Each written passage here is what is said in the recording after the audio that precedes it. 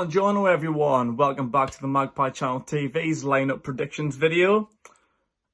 This one is going to be real quick.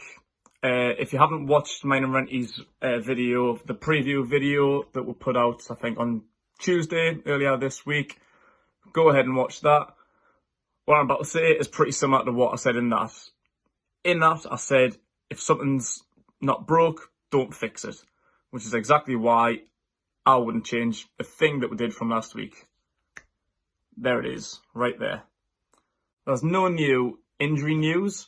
The only ones still out are Lejeune and Richie, which we knew about, although Brucey did say that they're making progress. They shouldn't be too far away. Great news to hear. It'll be interesting when they come back. I've been looking forward to Lejeune coming back all season. And Richie, great player, puts in great work. But I'll run through these dead quick. Like I say, if something's not broke, don't fix it, man. Like against Man United, we played so well.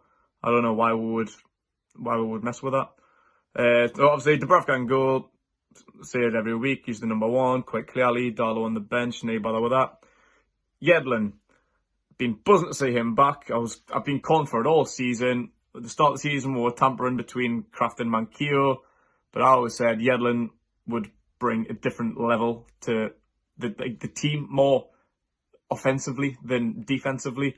We all know defensively he's not the best, but I think in this system, getting forward, linking up with the forward players, Saint-Maximin, Almiron, Atsu, whoever it's going to be, he can be dangerous, and we've got great options behind him. I was quite surprised against Man United to see Manquillo not there. There was a couple of players that missed out on the bench, actually. I'll get to that. But yeah, Kraft was picked over Manquillo, which is divided opinion among Newcastle fans. But actually, mainly, I think Newcastle fans think Kraft's shit. So, but Brucey seems to like him. He started him in consecutive games until Yedlin came back. I think he got on against Man United now, didn't he? Kraft had got a little bit of time.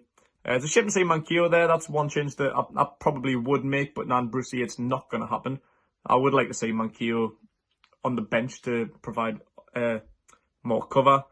Yedlin's gone up top, and the game against Brighton, he came on as a sub, as a winger. And I think in the Man United game, Kraft came on for, I think it was Almiron or something, wasn't it? I can't quite remember, but yeah, he came on right back. Yedlin pushed forward. So that's why I like Yedlin, because he can play further up front. That's why he is best. Like I say, when he's not the best defensively, but he brings a great level of attacking threat. And Kraft's alright defensively, maybe not the best getting forward. He gets caught out of position a little bit. That's why Manquillo is the better option, but Brucey's obviously got a soft spot for a minute, so nah, it is what it is. Shaw and Lascelles, they go without speaking, the pair of them, unreal. The only one that I wouldn't really be bothered about changing, but I was more surprised to see Kieran Clark start against Man United. It was a bit of a weird call, I thought, but he played unreal, so I would keep him in. Like I said, if something's not broke, don't fix it. Don't change a winning mentality. Keep Clark in. But if he was dropped, I wouldn't really be too arsed. Like, if you look at our centre-backs between Shaw, Lascelles, Lejeune, Dummett and Fernandez, I would say Clark's were sixth choice. And sixth choice isn't the best place to be. So when he started the game, Nan, Dummett and Fernandez were both fit and didn't really deserve to be dropped. Neither one of them's done anything wrong. The game before United was Leicester, where Dummett didn't have his best game, but because he was a left-back, I've said this for time, Dummett is not a left-back, and for some bizarre reason, Brucey decided to go with 4 at the back instead of 5, which we haven't done for ages. Even in Rafa's era, we didn't play with 4 at the back for a good year or so. So that was a bit daft. So yeah, Dummett didn't have the best game, but he was out of position, even though he came in as a left-back. He's a centre-back by far. Fernandez, when he's come in this season, he's been phenomenal. So I was quite surprised to see him, just like Manquillo, not even in the squad. Brucey did mention in his press conference today, like that there is like 4 or 5 that's going to have to be left out, which he says is just the nature of the game, and it's football. No one's guaranteed a place when you've got a fully fit squad, which we pretty much have now, with the exception of 2, and Hayden being suspended as well. well, we've got the biggest and best squad we've had in a long time, to be fair. We've got some good options. So people like Manquillo and Fernandez aren't getting a place.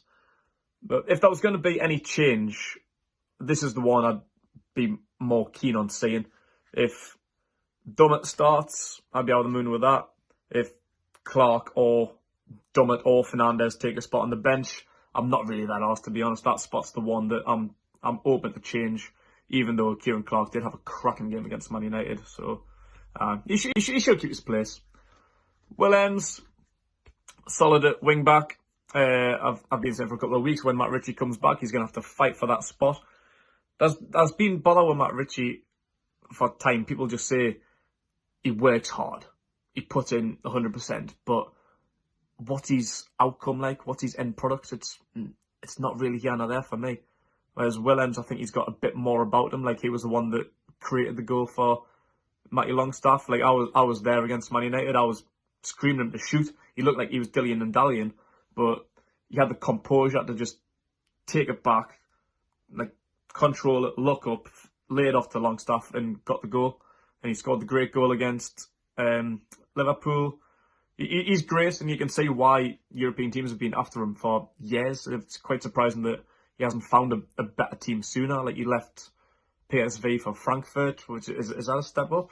Then to Newcastle, he's not really made much progress in his career, which is disappointing because he's a great player. So as there is no other natural left-sided players, mix it up there. Yeah, Williams is stuck there. Centre mid, this is unbelievable. I'm more excited than anything for a long time seeing this. The Longstaff brothers, that they're just so full of energy, and being Geordie, I think, helps as well. The two of them, I think they could just run for days, work their socks off, and do anything it takes to get 3 points for Newcastle because they love the club that much. They're proper young Geordie boys. And you could see it against Man United. Like, the energy between them in the middle of the park was staggering. It was unbelievable. Great to see between them. Obviously, brothers, it's special, it's sentimental. Geordies, it's a beautiful thing, but they're not there because of that. They're not there because they're Geordies, because they're brothers. It's because they fucking deserve it. They're unbelievable, the pair of them. Matty, people have been saying for time he's the better brother than Sean. Sean's just a little bit older, so got his chance first, but Matty deserves to start 100%. Obviously, Hayden not being there granted him his chance. Brucey's been saying he's been knocking on the door since the day he walked through it. As soon as Bruce walked through the door, he says, Matty Longstaff, he's been one of the best players in training. He always gives 100%. And he's just thinking it's just a matter of time before he gets his chance, because at that age, you don't want to rush them in. You've seen what happens to people like Rashford, or people like, they get in very quick, they get a lot of money, it goes to their head, and the performances on the pitch suffer. So you don't want to ruin Matty Longstaff. I think he still needs time to bleed in, but with the quality he's got, you can see why he deserves to be there. Shelvey on the bench, obviously, let's say Hayden's out. Shelvey's an RE option. He's neither here nor there. He's been very disappointing this season, to be fair, but as the only other centre mid option, other than Key, to be fair, you could put Key in, but nah, I think Shelvey brings more if he's on it. Yeah, I think he'd probably be shitting himself. When he gets his chance now, Shelvey, he needs to take it, because there's another one, Matty Longstaff. Even last season when Sean come in, there's two younger lads come in and taking his place, basically. So he needs to fight for that if he wants to play for Newcastle again. And I'm sure Matty's out of contract at the end of the season now. One of them is, I'm sure it was Matty. Like, we need to sign that up. Brucey said in his presser this morning, it's not up to him, it's up to Charnley. Which, fucking hell. Really? The best young player Newcastle's got is in Charnley's hands. Fucking hell, he needs to sort that out. Especially when he's only on 150 grand. Right, not yet. He's only on 150 quid a week. In football terms, is pretty fucking shit. If that was me, I'd be out of the moon. But for a footballer, that's poor, especially for the quality he's got. Now he's broken into the first team. He needs a new contract. I said in the preview during the week, money's not everything, especially not to the likes of Matty and Sean. Like, that die-hard Geordie boys that'll just love playing in black and white at St James's. Like, money's no object. If it was £2, 20, £2 million, I think they'd still be putting in 110% every week. Like, it doesn't matter. But this is a business. It is a job. It's not a kick around on a Sunday where your mates do in the park. Pay him. He deserves paid. Get him a new contract. Give him a 6-year contract. I don't know, 40 grand a week or something. Whatever. What's he on now? 850? Aye. Give him a 40 grand a week contract or something, like I say. But just don't ruin him. Don't Rashford him. Or Lingard him. You know what I mean? Like, we can't be doing that. But he deserves a new contract. Whatever the price. Whatever you pay him. It doesn't matter. It's diddly squat. Doesn't mean shit. Just get him on a 5-6 year contract, and I can guarantee you'll sign it. You'll not argue. I don't think you'll argue. I think you'll be able to moon to sign it. So get him in. So Maximin, game changer. Buzzing to see him start against Man United. Unbelievable, man. I've been saying this again since the start of the season. As soon as I've first seen him make his debut at Saint Etienne, against Saint Etienne at St James's. Unbelievable. Brings a whole different enthusiasm to the game, what he can do on the ball, his energy, his pace, his skill. Oh, he's a beautiful man. Like, not only he's like off-field antics, like what he does like in the community and speaking to fans at the Metro Centre and food banks and stuff like that. Like on and off the pitch, he's just an absolute incredible man. He's got to be there. I don't think there's any reason why him especially. Obviously, he's had a bit fitness troubles over the last few weeks, but he's looking in good shape now, so get him in. As well as Almiron, it was still a threat. I'm sick of time with Almiron. He needs to get a goal or an assist week after week.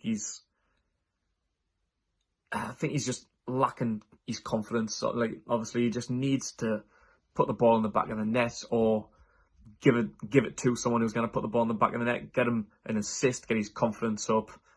And like, we're in a great position now. Like, I've talked about Sam Maximin, Willems, Yedlin, whichever side he's on, we've got great options for link-up play. Like, this is the best it's going to get. And obviously, Atsu's knocking on the door. We'll stick Atsu on the bench. Should come on if Almiron's not cutting the mustard. But Almiron, he needs to start hitting the ground running, because he's been here 10 months now. No goal, no assist. I'm sure it's draining on him more than it is the fans. Like, it is becoming quite frustrating. But his pace and his energy, what he can do on the ball, he's dribbling and stuff, it's great. So I would definitely keep him in. Atsu is a great option. When he comes on, he always does well, so he's there just in case. Joelinton up top still. He's another one that needs to get some goals. He's only got the one this season. That's becoming a little bit frustrating as well, like we've been saying over the last few weeks. I don't think number 9's his natural position. He's not a clinical goal scorer because he's not an out-and-out striker. But I think at the minute, he is the best we've got. Like, he is really good when he comes deep and helps out, link up and that. But so he's got to start, even if he only plays an hour. I think that's what he got against Man United when Carroll come on. We'll talk about Gale first. Wasn't to see him back. I would do the same thing and drop Muto. I haven't been impressed by Muto this week. I said he was shit in my video last week. Someone said that was a bit harsh. It might be a bit harsh, but I don't think it's too far from being realistic. Like, I don't rate him. He's been here for over a year now, nearly 18 months. And he hasn't really done that. Like, and he hasn't really been given that much of an opportunity. But when he has, like, I just don't think he's good enough for this league. I think he'd be a great championship player. Or if you went to somewhere like Spain or Germany, I think you would do well. But I'm not impressed by him. Gale knows the English game. He's been around for time. He can score a ton of goals in the Championship. He knows where the net is in the Premier League. He loves to go against Chelsea. He scored against Chelsea in the past. So I'd be happy to see him back, but he's kind of like a third option striker at the minute, unless we change up the formation, because Carroll's the main man. He had a great game against Man United. He got a good half an hour, I think, wasn't it? Or even longer, 35 minutes, I think he got.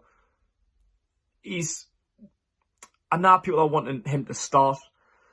It's just not feasible. He's just not fit enough. Like, talk about him like he's a dinosaur. He's 31 years old. which is kind of old in football terms. But if you look at another 6-foot-odd ponytailed striker in Zlatan, you can see what the differences fitness can make, because Zlatan's been starting and performing well in France and England and America deep into his 30s. But Carroll's injury problems have really halted him. And they said he's not likely to start a game until New Year, which is only, 2 months away. But I keep giving him like half an hour on that. See, he is like a game changer. Like, he's another Geordie boy. He's another one that loves the club, that would die for the club. And I didn't think you can understand how important that is. Like I spoke about Matty and Sean. Like them putting in like 110% every game, doing anything they can for 3 points. Carroll's the same. You see him getting deep. So he's obviously still got energy. He's been up and down. I think it was the Brighton game as well. He was in our own box, defending, getting headers away. He's still got it. And when them crosses come in, he had a couple of opportunities where you think he's finally going to get his head on it. He is a threat. He is a danger, much more so than Joelinton. But unfortunately, his fitness still isn't there. That's why Joelinton has to start the game. I think it would be interesting if you maybe started Gale instead of Joelinton, you know. I think that would be quite interesting. But for Chelsea, not now. Against the big teams, don't mess with things too much. That's why I'm sticking with the exact same team as the Man United game. I don't think anything needs changed. In the future, I think it's after this game, actually. We've got our next 4 games after Chelsea aren't that bad. Who is it? We've got Wolves, West Ham, Bournemouth and Villa. I think in them 4 games, I think things could change. Like maybe start 4 at the back, bring in the likes of Gale. I think it'll be different. But for the Chelsea game, it's going to be tough. They've done really, really well the last few weeks. They've got some cracking young players in Mount, Tammy Abraham, Tamuri, Reece James. They're a great outfit. They won well the last game. I was having a look at that earlier games and they haven't really done that well. A couple of dodgy draws. They drew with Leicester, 2-2 with Sheffield United. I think they beat Norwich 3-2. Not the best of results. Got smashed by Man United, and we've seen how shit Man United are. Man United beat them 4-0 on the opening day of the season. I think they lost did they lose a Champions League game, and then the last one they won 2-1. So the results haven't been that great, but they're still going to be a dangerous team. Frank's a hungry young manager, obviously loves Chelsea just as much as like the Geordie boys love Newcastle. So it's going to be a tough game. My honest prediction would probably be a 2 or 3-1 Chelsea, but I don't think there's any reason why we can't go there and do exactly what we did against Tottenham, exactly what we did against Man United, and get a 1-0 win. I would be happy to take a draw. 1-1, preferably not 0-0. I don't want to get all the way down there and not see any goals. 1-1 would be a great result. Me and Renty will be there, matchday vlogs and all of that. We're going to have a long time to kill as well, so we'll be trying to get as much content out there as possible, so stay tuned for that. And also, while I'm here, make sure you watch out the other stuff we've been putting out this week. The preview, the Chelsea preview, that's already out there. My NFL matchday vlog from last Sunday, get yourself on that. As well as Renty's FIFA videos, which are hilarious. If you haven't already watched that, then you're missing out. 10 episodes now, 11 to be out soon. Hilarious. Get on it. That'll do it for me. Thanks for watching, everyone, and make sure you subscribe to the Magpie Channel TV and enjoy yourself.